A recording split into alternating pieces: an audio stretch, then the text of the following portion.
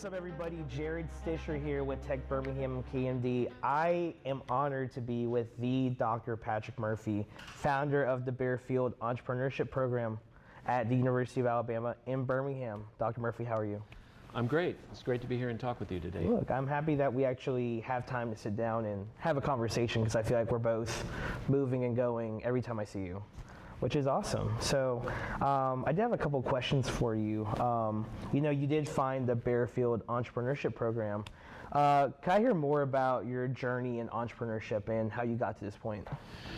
When I started out, I was still in university, and I found myself very interested in a branch of philosophy called epistemology. Mm-hmm. Very interested. And what epistemology is it's the study of how knowledge emerges, how it develops, how theories emerge and compete with other theories, and what is true, what is not true. And for what is not true, how can you work with it to make it more true, like for whatever reason. And then as I developed as a scholar, I made a discovery, and it stopped me in my tracks. And this is years ago. I'm in the city of Chicago as a student. And I realized that entrepreneurs are very much like scientists in terms of what they do. Trial and error, high failure rates, breakthroughs, working on teams, publishing or launching new bodies of thought or theories. Just like an entrepreneur launches a business. Businesses can go out into the world and compete with one another just like theories can, and theories can be deposed by other theories. So the dynamics are functionally equivalent. That's where it all started for me, at the genesis. But then as I got into business school as a doctoral student, and then started in my first business school jobs, I worked with a lot of entrepreneurs for years. I was in Chicago 20 years. I was at my previous university for 16 years, and literally all I did was work with entrepreneurs in that ecosystem the whole time. And so the earlier ideas I had, I started honing them and improving them based on experiences with entrepreneurs, on boards, on entrepreneurial teams. I've launched a number of ventures myself. I've been part of all aspects of entrepreneurship, but that core original question of where knowledge comes from and what makes it valid and what makes it successful and what makes an idea have an impact stuck with me through all that time. So that's how things start. That's my origin story. I love that. Since you've been dealing with founders for so long, for years, what are some traits that you see in founders that really differentiates them as a successful venture? Being attracted to error and mistakes and things that are not quite right, things that are wrong, people that are odd or unique or unlike others. The entrepreneurial mind is curious about these things. The entrepreneurial mind wants to know why something unique is the way it is, and getting out of one's comfort zone into a realm where things aren't normal, things need to be built, not everything's working the way that it should. That realm is very attractive to the best entrepreneurs. They constantly ask, what if? What if we did it this way? Or what if we changed that thing that doesn't appear to be quite right and tried to improve it a little bit? A powerful curiosity about those types of things. It's actually fairly rare because most people don't want that. They are comfortable in a routine, day-to-day, where the same things come in and out of their lived experience each day, and the kind of stability and reliability that comes along with that, that's fine. That's a great way to live your life. But the best entrepreneurs who develop breakthrough ideas, breakthrough ventures, who generate new knowledge and new ways of doing things are intrigued at a deep, basic level by things that are broken or things that are unexplainable. Okay, I love that. I think I do align with the chaos of it all. I do love it. I'd like to ask, having to deal with so many different founders coming through, what is one founder story that's really stood out to you? Oh gosh, there's a lot, man. And it could be even success or pivoting or anything like that? There's a couple. I can talk about them anonymously, or I can mention their names, but like if I go way back, I had a young lady in Chicago from Colombia who launched a restaurant in Chicago called Rapidito Colombian Gourmet Bites. It's gone now, it's a tough industry, but she made her dream real. And I remember she had the restaurant, we used to have events there and we would go there, and she even got a condo across the street from it, and she would go to sleep at night with her head on her pillow such that she could see out the window and look at her restaurant. And Oh, wow. I just remember her telling me about that, and then it didn't work out, and then she, very interestingly, she wanted to be a Chicago police officer, so she became a police officer after that. And I've not talked with her in years, but I should go back and look her up. Another more recent case that stands out to me is kind of similar in a couple of ways. I had a really talented entrepreneurship student who became my program assistant, and I saw a path for her with a local entrepreneur, which is where a lot of our entrepreneurship majors go, and they work for other entrepreneurs. And that local entrepreneur just happens to be my former student as well. Okay. Who's very successful. It works out. And it's a great story. Very, very successful. One of the most successful entrepreneurs I know of, startups in Birmingham, right? Eight-figure business. Okay. Not seven-figure, eight-figure business. Let's go. And anyway, I saw a path for her where I believed she'd make a great chief of staff for that entrepreneur. And there's a lot of cases where the entrepreneur's right-hand person often goes with them for a long time. And it's an amazing career because she did that for me, proactively knowing what I needed before I needed it, and I knew she'd be great at that. But she didn't want to do that. She wanted to be a flight attendant. Okay. And I said, okay, you don't need an entrepreneurship degree to be a flight attendant, but if you want to do that, I'll support you. But I would rather you did what I'm talking about. Yeah. So You have the connections and the movement to move her to that place. and the perspective to see where she'd be good. But anyway, I supported her, so she lasted 7 months as a flight attendant, and now she's actually in the role. Let's go. Hey, it all worked out. So that stands out. And then a couple of thought leaders stand out to me. There's one, and I'll mention his name because you can find him. He's pretty famous. Old, like 20 years ago, I think at this point, student of mine named Ian B. Craft. Okay. He's a thought leader now in AI and in advanced leading edge technologies, and he travels around the world and speaks about these topics. He's frequently a keynote speaker at the big conferences, South by Southwest, and the other types of meetings like that. Ian B. Craft is his name. He was my entrepreneurship student years ago. He was actually in the same entrepreneurship seminar as the young lady who founded Rapidito Colombian Gourmet Bites. Okay. They came out of that same class way back when. But there's a lot of stories that I could talk about. If you're looking for make a lot of money, become a millionaire, that's cool, or meaningful stories where people have changed whole communities or changed their lives. The ones that really get me are the ones who use education to change their life. You have first generation students who aren't really interested in a typical career. They haven't really seen a typical career modeled for them in their lives, but they know who they are and they know what they're good at and they know what they're not. And so young people like that are very much primed for entrepreneurship. And if they do it right and they honor and respect the power of education, they can do things that end a trend in their family for generations and take everything to the next level, including their family members. So I've had a couple of those cases that are amazing. That's awesome. Now, you did mention AI a minute ago. Where do you see the intersection of AI and entrepreneurship heading towards? Entrepreneurship is the only AI-proof career pursuit. We're what comes in when the AI doesn't work.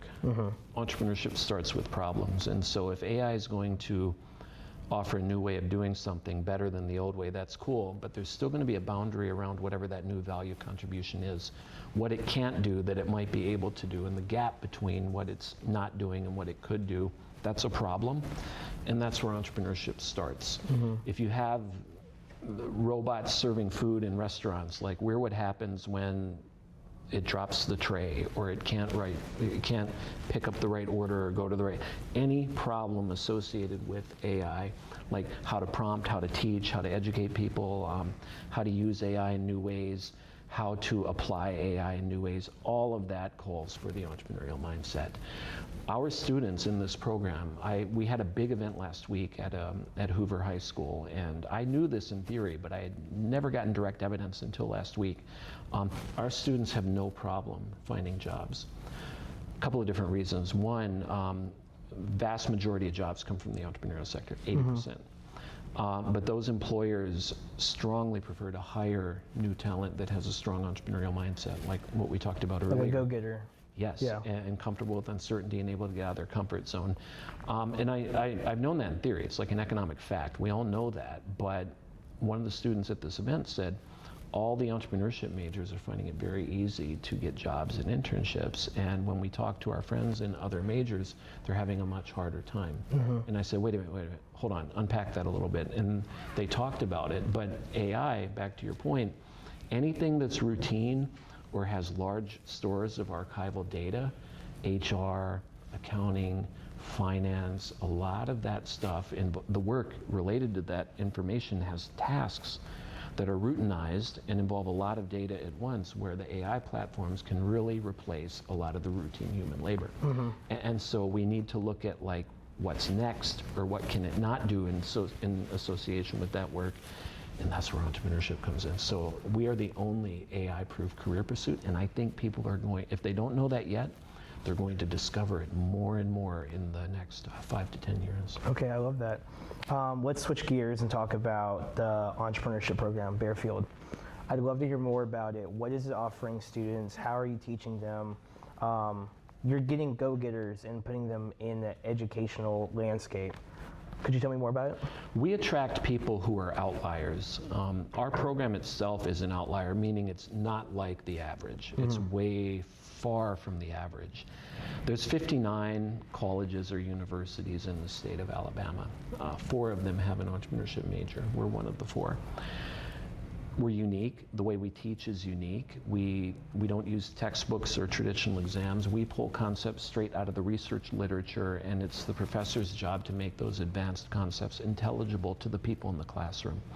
It's harder to teach for that reason. You can't just throw up a PowerPoint slide and read off of it. You have to make sense out of a framework or a conceptual foundation that's often graphical, and talk about it for 90 minutes to get it into the student's head. So we teach differently. We prepare students for unique career tracks in the entrepreneurial domain. And what we're doing really in that context is, I call it think global, act local. The concepts we teach are global. They can apply anywhere.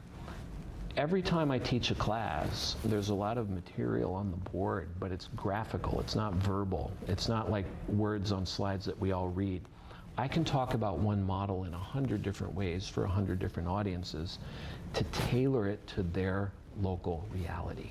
So who we have in the room tempers what we teach. So we model this essential, global, conceptual, world-class, academically rigorous core, but when we apply it, we're very mindful and intentional about who's in the room. So we do that when we teach seminars. We also do it when we do outreach work in the ecosystem. I've done this work around the world.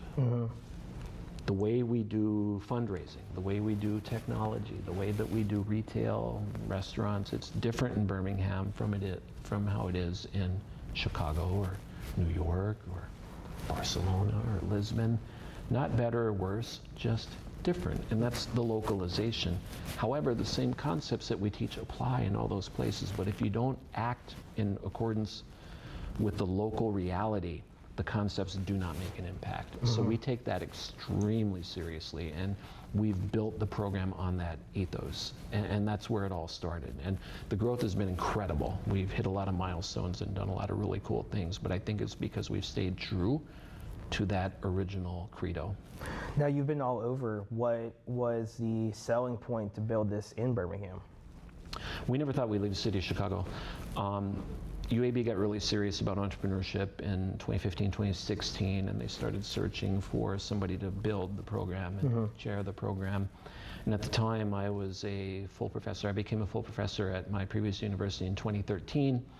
And as I mentioned, I was working with entrepreneurs constantly, but that's not enough. You also have to know how to publish in academic journals and design curricula and teach classes and develop classes and do all that stuff. That's kind of a rare bird in academia. And they had hired a search firm and they found me, and a couple of different reasons. My wife and I, we've done about everything you can do in the city of Chicago. We go back all the time. We have a lot of friends there, but we've done a lot in the city of Chicago. So the idea of going somewhere else wasn't unattractive. But to be able to take an endowed chair role and build a program was extremely attractive to me, because I'm at a point in my career where I want to give and support and elevate. And I saw an opportunity to use the power of entrepreneurship education to make a huge impact on a local community. That's also very attractive to me.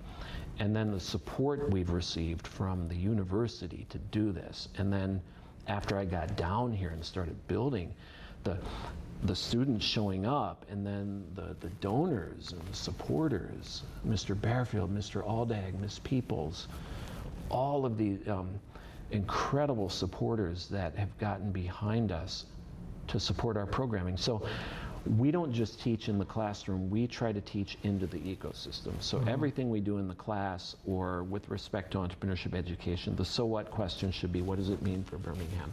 Okay. The community's really gotten behind that. And we did that in Chicago too, but it's a little bit larger of an ecosystem where you have a lot of other people doing that same kind of stuff in relation to entrepreneurship. And we are the only true urban school in Birmingham, and we have a duty to make that kind of impact on the city. Okay, great. I love that. I think we're about to close out, but I'd love to hear some parting words. What's the last bit of advice you would give to any young adults coming into your program, or any founders that need some guidance? Trust your inner voice. We're at a point now in the advent of technologies where the technological realm is merging with the social realm. The leading edge technologies are very social by their very nature, not just like in terms of the impact that they make, whether it's rockets going to Mars in order to make humanity multiplanetary, which is a very social enterprise argument, but the technology also brings people together, which is the social mechanism where crowdfunding, microloans, online platforms connect people that wouldn't otherwise have a way to connect. So the technological realm and the social realm are converging, and as a result of that, young people coming up who aspire to be entrepreneurs can research in great depth what they're interested in and ignore what they're not interested in.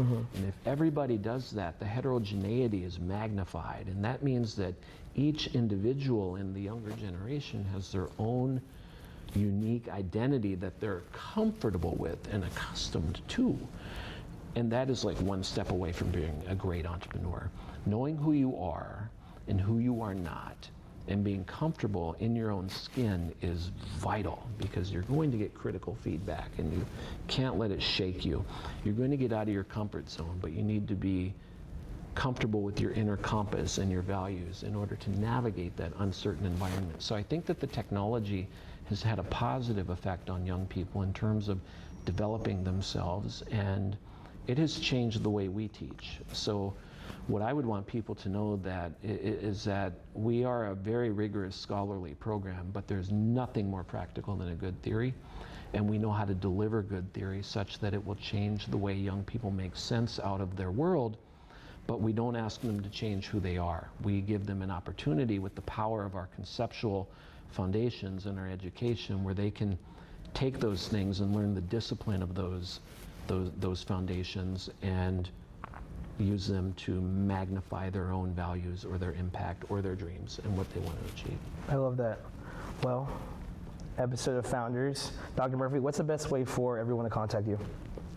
Find me on LinkedIn. Okay. Dr. Patrick J. Murphy. Love it. All right, well, this episode of Founders is done. Dr. Murphy, thank you.